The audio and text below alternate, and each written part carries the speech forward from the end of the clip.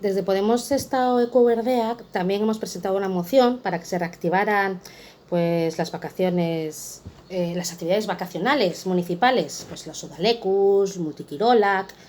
Nada, ha sido rechazada por el Partido Nacionalista Vasco.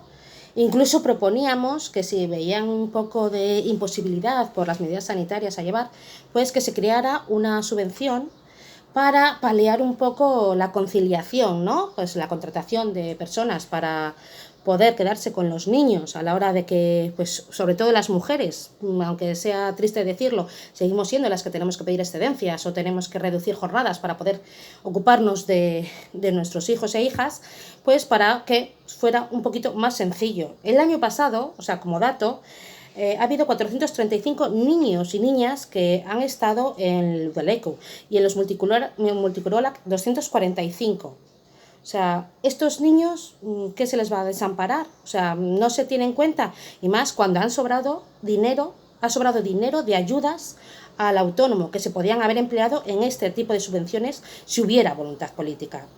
Luego se nos llena la boca de la igualdad, pero es pues eso, como aquel que oye llover. O sea, sí, estamos por la igualdad, haz algo, acciones, no solo palabrería, acciones, y no han querido llevar acciones al término.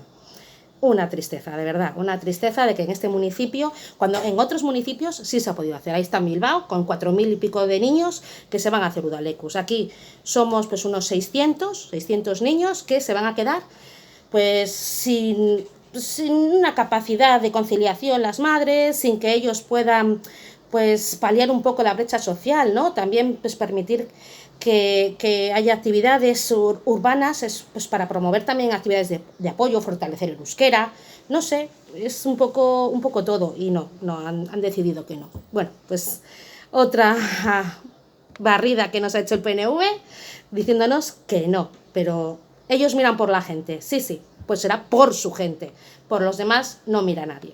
Venga, gracias.